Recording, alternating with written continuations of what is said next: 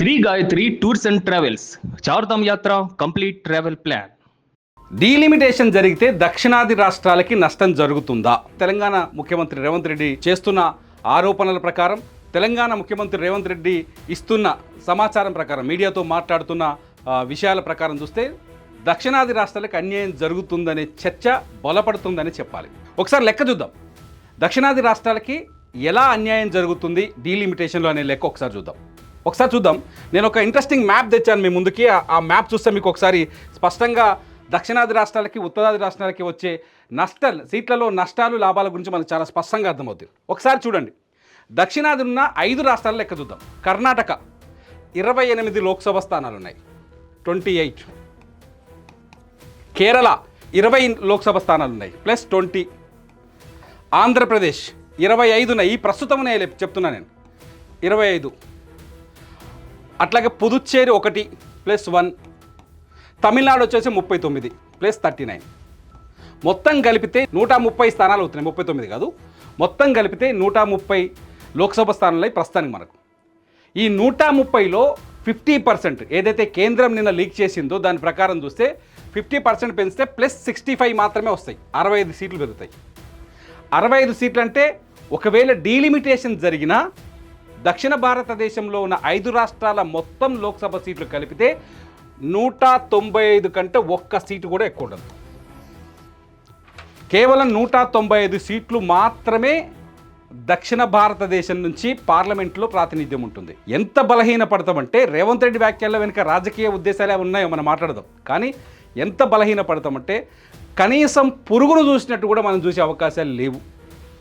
అభివృద్ధి పథకాల విషయంలో దక్షిణ భారతదేశం పూర్తి స్థాయిలో నిర్లక్ష్యానికి గురయ్యే అవకాశం ఉంది.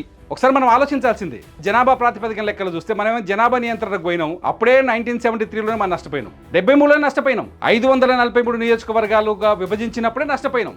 ఆ నష్టాన్ని మరింత డబుల్ చేసే పరిస్థితి కనిపిస్తుంది ఈసారి పునర్విభజన జరిగితే. పోనీ ఉత్తర భారతదేశం సంగతి లెక్కలు చూస్తే మీకు అర్థమైంది ఒకసారి ఎంత పెరుగుతుందంటే వాళ్ళకి. ఇప్పుడు నేను ఎంటీ ప్లేస్ చూపించిన, ఇప్పుడు వాళ్ళకు మొత్తం ఇప్పుడున్న లోక్సభ సీట్లలో 413 సీట్లు ఉన్నాయి. వాళ్ళకి 413 ఉన్నాయి. 413కి 208 సీట్లు ఇప్పుడు కొత్తగా యాడ్ అవుతాయి. 50% రేషియో చూస్తే మొత్తం 621 సీట్లు అవుతుంది. 621. ఉత్తర భారతదేశం తెలంగాణ, కర్ణాటక, కేరళ, తమిళనాడు, ఇడున్న పుదుచ్చేరి, ఆంధ్రప్రదేశ్ కాకుండానే దక్షిణాది రాష్ట్రాల్లో మొత్తం సీట్ల సంఖ్య 621 అవుతుంది. మొత్తం సీట్లు తెలంగాణ చూస్తే 195, మొత్తం సీట్లు చూస్తే మొత్తం దక్షిణాది రాష్ట్రాలు చూస్తే పెరిగే సీట్లే వాళ్ళకి 288 ఉంది. ఇక మనతో పనేముంది? దక్షిణ భారతదేశంతో వాళ్ళకి పనేముంది? తమిళనాడుతో వాళ్ళకి పనేముంది? కేరళతో వాళ్ళకి పనేముంది? తెలంగాణతో వాళ్ళకి పనేముంది? ఆంధ్రప్రదేశ్తో వాళ్ళకి పనేముంది? బలంగా ఏ మధ్యప్రదేశ్నో, ఉత్తరప్రదేశ్, బీహారు, మధ్యప్రదేశ్, మహారాష్ట్ర, ఈ రాష్ట్రాల్లో గుజరాతు, వీటిని వాళ్ళు బలంగా పెంచుకోగలిగితే, బీజేపీ ఈ రాష్ట్రంలో ఇప్పటికీ చాలా బలంగా శక్తివంతంగా కనిపిస్తుంది. ఇక్కడ వీళ్ళు మెజారిటీని తెచ్చుకోగలిగితే ఢిల్లీ ఎప్పుడూ ఉత్తర భారతదేశాందే. తెలంగాణ ముఖ్యమంత్రి రేవంత్ రెడ్డి ఒక చిన్న వ్యాఖ్య చేశారు, మనకు సహాయ మంత్రులు తప్ప క్యాబినెట్ పదవులు వచ్చే అవకాశాలు తక్కువ అని. భారతదేశానికి ప్రధాని అయ్యే అవకాశాన్ని దక్షిణ భారతదేశానికి సంబంధించిన రాజకీయ నాయకులు శాశ్వతంగా కోల్పోయే అవకాశం ఉంది. ఈ దేశానికి ప్రధాని అయ్యే అవకాశాన్ని దక్షిణ భారతదేశానికి సంబంధించిన నాయకులు శాశ్వతంగా కోల్పోయే అవకాశం ఉంది. అంతేకాదు, ఈ రాష్ట్రాల్లో మాత్రమే, ఎంటీలో ఉన్న ఈ ఉత్తరాది రాష్ట్రాల్లో మాత్రమే మెజారిటీ కోసం ఢిల్లీలో కొలువు తీరాలనుకున్న ఇవాళ బీజేపీ కావచ్చు, రేపు కాంగ్రెస్ కావచ్చు, ఈ రాష్ట్రాల మీద మాత్రమే ఫోకస్ చేస్తారు వాళ్ళు. ఈ రాష్ట్రాలు వాళ్ళకి అక్కర్లా. తెలంగాణ, ఆంధ్రప్రదేశ్, కర్ణాటక, తమిళనాడు, పుదుచ్చేరి వీళ్ళకి అక్కర్లేదు. అంటే భారతదేశంలో కొంతమంది రాజకీయ విశ్లేషకులు చెప్తున్న మాటల ప్రకారం భారతదేశంలో మనం సెకండ్ గ్రేడ్ పౌరులుగా బతకాల్సిన పరిస్థితి వస్తుంది. అటువంటి పరిస్థితులు వచ్చే అవకాశం ఉంది.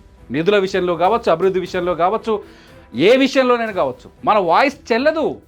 ఢిల్లీకి వెళ్ళి లొల్లి చేస్తే మనం పట్టించుకునే వాళ్ళు ఎవరు ఉండే పరిస్థితి లేదు. అందుకనే చాలామంది మేధావులు కొందరు చెప్తున్నారు, ఏదైతే నియోజకవర్గాల పునర్విభజన ఉందో దాన్ని ఖచ్చితంగా ఇంకొక 30 ఏళ్ళు, ఇప్పటికి 2 సార్లు వాయిదా వేసుకుంటూ వచ్చారు కదా, ఇంకొక 30 ఏళ్ళు వాయిదా వేసి ఉత్తరాది రాష్ట్రాల్లో జనాభా నియంత్రణపైన అవగాహనను పెంచి జనాభాని సమాంతరం చేసిన తర్వాత జనాభా ప్రాతిపదికనే నియోజకవర్గాల విభజన జరగాలి అనే డిమాండ్ కూడా తెరపైకి వస్తుంది. చాలామంది మేధావులు మాట్లాడుతున్న మాట ఇది. ఈ డీలిమిటేషన్ ప్రక్రియ 50 ఏళ్లుగా కొనసాగుతోంది. గత ప్రభుత్వాలు దీన్ని ఫ్రీజ్ చేశాయి. ఎందుకంటే జనాభాకు అనుగుణంగా సీట్ల హెచ్చు తగ్గులు జరిగినట్టయితే జనాభా నియంత్రణ పాటించినటువంటి దక్షిణాది రాష్ట్రాలకు నష్టం జరుగుతుందని చెప్పి, తద్వారా జనాభా నియంత్రణ పాటించకుండా ఉన్నటువంటి ఆ రాష్ట్రాలకు మరి ఆ రకంగా లాభం జరుగుతుందని చెప్పి 2 పర్యాయాలు దానిని గతంలో ఫ్రీజ్ చేస్తే 50 సంవత్సరాలుగా నానుతుంది ఇవాళ. అటువంటిది ఇవాళ ఒక సామరస్యంగా సమన్యాయంతో ఇవాళ ఒకవైపు ఎమ్మెల్యే మహిళలకు ఎస్సీ ఎస్టీలకు ప్రాతినిధ్యం పెంచుతూ ఏ ప్రాంతానికి కూడా అన్యాయం జరగకుండా 50% అనేటువంటి ప్రతిపాదన తీసుకొస్తే ఇవాళ ఎందుకు మీరు ఇవాళ అర్చి గీపెడుతున్నారో ఒక్కసారి తెలంగాణ ప్రజలు ఇదంతా పక్కన పెడితే రేవంత్ రెడ్డి కొద్ది రోజులుగా ఎందుకు దక్షిణాది రాష్ట్రాలకి అన్యాయం జరుగుతుందని చెప్తున్నాడంటే దీనికి ఇంకొక లెక్క ఉంది. రాజకీయ వర్గాలు ఇంకో లెక్క ఉంది. ఏంటంటే ఒకవేళ నియోజకవర్గాల పునర్విభజన జరిగిందనుకోండి, నియోజకవర్గాల పునర్విభజన జరిగిన తర్వాత డీలిమిటేషన్కి ఆధారంగానే వీళ్ళు ఏం చేస్తారు, జమిలీ ఎన్నికలు కూడా వెళ్ళే అవకాశం చాలా స్పష్టంగా కనిపిస్తుంది. 2028 డిసెంబర్ 9వ తేదీకి తెలంగాణలో శాసనసభ కాలం ముగుస్తుంది. కొత్త సభ కూడా అప్పటికి ఏర్పడాలి. ఎన్నికలు జరిగిపోయి నవంబర్లో ఎన్నికలు జరగాలి. 28 డిసెంబర్ 9వ తారీఖు నాటికి కొత్త ప్రభుత్వం కూడా ఏర్పడాలి. కానీ జమిలీ ఎన్నికలకు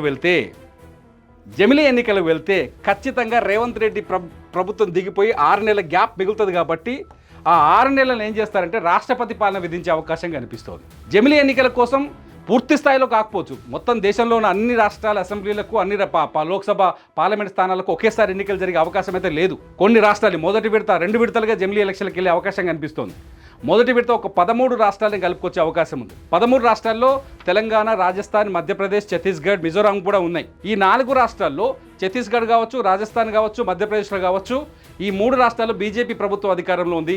మిజోరాంలో ఇండియా కూటమి ఉన్న పార్టీ అధికారంలో ఉంది. తెలంగాణలో మాత్రమే కాంగ్రెస్ పార్టీ అధికారంలో ఉంది. ఒకవేళ జమిలీ ఎన్నికలకు పెడితే కాంగ్రెస్ పార్టీ, ఢిల్లీలో ఉన్న కాంగ్రెస్ అధిష్టానాన్ని కూడా తీవ్ర నష్టంగా ఉంటుంది అనే చర్చ కూడా జరుగుతుంది. ఎందుకంటే ఖచ్చితంగా ప్రభుత్వ సహాయం ఉంటుంది. ఒకవేళ లోక్సభ ఎన్నికల నాటికి ప్రభుత్వం ఉందనుకోండి, కొత్త ప్రభుత్వం, ఆ పార్టీకి ఏదో రకంగా మేలు జరుగుతుంది. అది నేను చెప్పుకోవాల్సిన పని లేదు, అందరికీ తెలిసిన విషయమే. సో ఇదంతా కోల్పోతారు.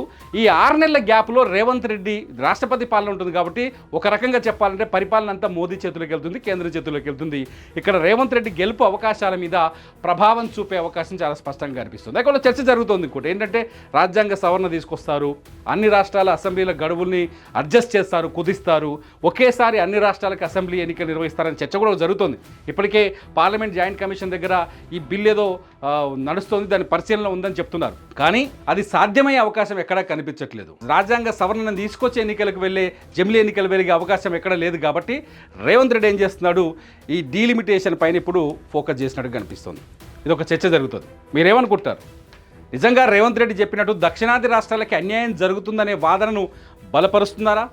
లేదంటే జమిలీ ఎన్నికల్లో 6 నెలల పాటు తెలంగాణలో రాష్ట్రపతి పాలన విధిస్తారు కాబట్టి మొదటి నుంచే రేవంత్ రెడ్డి ఇక్కడి ప్రజల్లో దృష్టిని నియోజకవర్గాల పునర్విభజన వైపు మళ్లించే ప్రయత్నం చేస్తున్నారు అనుకుంటున్నారా? మీరేమనుకుంటున్నారు? ఈ వీడియో కింద కామెంట్ చేయండి. అప్డేట్స్ కోసం చూస్తూనే ఉండండి. It's UTV. నా పేరు తిరుమల్.